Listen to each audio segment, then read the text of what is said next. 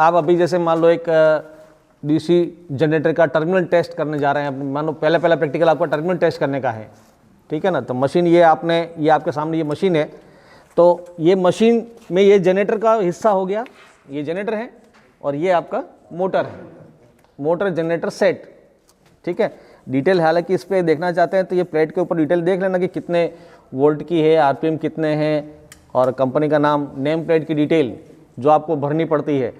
Practical exercise जैसे आप करते हो, जैसे आपके बुक के अंदर दे रखा है, बुक के अंदर क्या दे रखा है, बुक देखिए, बुक के अंदर जो दे रखा है ना आपका, सबसे पहले जो आप प्रैक्टिकल क्या करने जा रहे हैं, तो ये प्रैक्टिकल ये करने जा रहे थे आप विभिन्न प्रकार की डीसी मशीनों के टर्मिनल और उसके भागों को पहचान करना। भाग तो आपने देख ही लिए थे, टर्मिनल टेस्ट करना, मेन जो ये टर्मिनल टेस्ट करना, ठीक है। इसके लिए आवश्यक औजार और सामग्री ये आपको ये चाहिए, ये सामग्री आपने ले ली और उसके बाद मशीन के पास में पहुंच गए।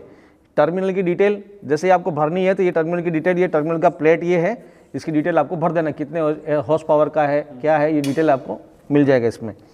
उसके बाद आपको क्या करना है, जैसे आपने टर्मिनलों को टेस्ट करना है, सीरीज टेस्ट लैंप, ये टेस्ट लैंप लिया, अभी ये टोटल 6 टर्मिनल इसके इस टाइप से निकले हुए हैं, जैसे कि ये चित्र में है, ऐसे कैसे अपने यहाँ मशीन में है, देख लो यहाँ मशीन में भी ये 6 हैं क्या, 1 2 3 4 5 6, ये नंबर डाल दिया आपने, 6 और 6 टर्मिनल प्लेट से अलग कर दिए, ठीक है ना, टर्मिनल प्लेट से आपने अलग कर दिए।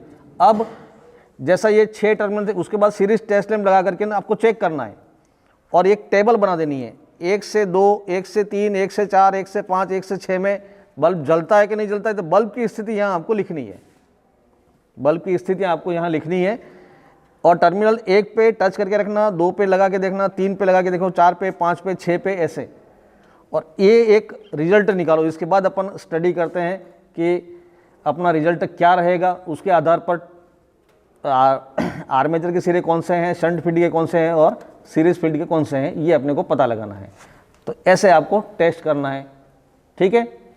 चलो अब शुरू हो जाओ, देखो एक बार शुरू करो, टेस्टिंग करो और अपने ये रीडिंग यहाँ आपको लिखनी है, यहाँ टेस्ट करते जाओ। 1 से 2 पे, 1 और 2 पे बल्ब जलता है या बंद होता है, देख लो, यहाँ नोट करते जाओ। फिर 1 और 2 पे क्या है, बंद है, लिख दो बंद। 1 और 3 पे,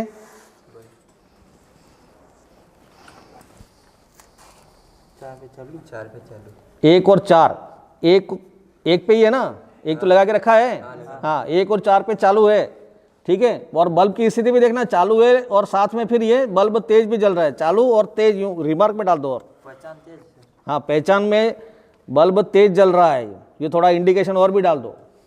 किस पे थे, थोड़ा सा ये रिमाइंड रखना इसका। 1 और 4 पे, 1 और 4 पे बल्ब भी तेज जल रहा था और जल रहा था। 1 और 5 पे बंद है, ठीक है, हो गया। 1 और 6 बाकी रह गया था, इसमें भी बंद है।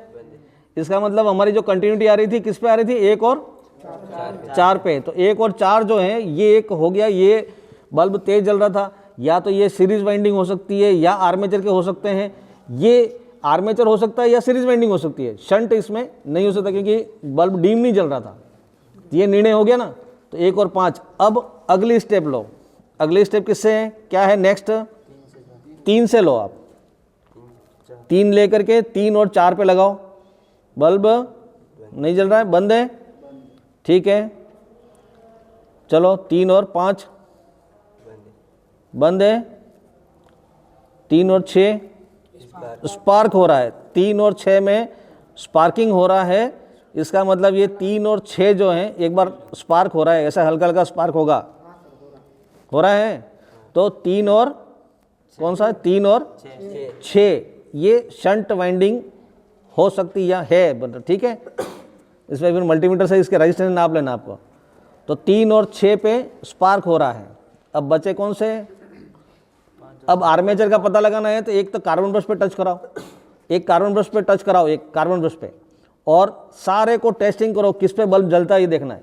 कोई भी 2 पे बल्ब जलेगा, हाँ, किस पे जल रहा है ये, 2 पे और ब्रश पे, 2 और ब्रश बल्ब जलता है, 2 और कार्बन ब्रश पे बल्ब जल रहा है। इसका मतलब ये हो गया आपका आर्मेचर का सिरा, एक तो 2 पे और एक और होगा, इनमें एक और होगा, कौन सा वाला है देखो, अभी कौन से पे जलेगा अब?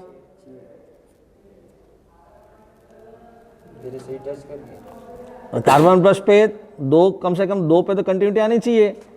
आपका नहीं जल रहा है, इसका मतलब हाँ, अगर ये बल्ब नहीं जलता है तो इसका मतलब ये समझ लेना कि आपका कार्बन ब्रश टच नहीं हो रहा है कम्यूटेटर पे। जब कम्यूटेटर पे टच हो रहा था 2 और 5 ये आर्मेचर के सिरे हो गए। कौन सा? 2 और 5, 5 पे कार्बन ब्रश पे आ रहा है और 2 पे भी कार्बन ब्रश पे आ रहा है। मतलब 2 और 5, टर्मिनल नंबर 2 और टर्मिनल नंबर 5 ये आर्मेचर के सिरे हो गए। ये पहचान हो गई 2 आर्मेचर के। और सीरीज वाइंडिंग के कौन से थे? अब ये निष्कर्ष निकला कि अपना रिजल्ट क्या निकला? रिजल्ट ये निकला कि आपके जो टर्मिनल हैं उसके नामकरण हो गया। अब ये 1 और 4 चालू थे तो ये सीरीज वाइंडिंग है, 1 और 4 की ये सीरीज वाइंडिंग हो गई। ठीक है, 1 और 4 आपकी सीरीज वाइंडिंग हो गई। 3 और 6 में जो आपका स्पार्क हो रहा था, इसका मतलब ये शंट वाइंडिंग है। शंट वाइंडिंग के सिरे इसमें 3 नंबर और 4 नंबर के। ठीक है, और 2 पे और 5 पे, तो 5 था क्या? हाँ 5 ही है। 2 और 5 ये आर्मेचर के सिरे हो गए। ये आर्मेचर के हो गए। ये जिसमें स्पार्क हो रहा था इस पे लिख दो आप E1 और E2, है ना। ये शंट वाइंडिंग E1 और E2 ये टर्मिनल के नाम हो जाएंगे, E1 और E2। 1 से 4 वाले जो हैं वो आपके D1 और D2, D1 और D2 हो गए। और ये 2 और 5 पे हो गया आपका A1 और A2। ठीक है, ये टर्मिनल की आपकी पहचान हो गई। अच्छी तरह देख लो, जनरेटर को एक बार साफ़ करके और फिट कर दो। इसको फिट क्या कर, मतलब ये कवर वगैरह जो खोल रखा था, कार्बन ब्रश का कवर खोल रखा था, इसको एक बार लगा दो। अब हमें टर्मिनल की पहचान हो गई है। अब इसके आगे कनेक्शन करना है और जनरेटर के वोल्टेज पैदा करने हैं। अगला काम आपका ये रहेगा। मोटर के कनेक्शन कर लो, देख लो मोटर और चला के देख लो। एक बार आराम से हाथ से घुमा के देख लेना कि ये कहीं फाउंडेशन ढीले तो नहीं है, ये घूम रहा है कि बराबर, कोई दिक्कत तो नहीं है। तो थोड़ा सा एक बार चला के देख लेना मशीन को।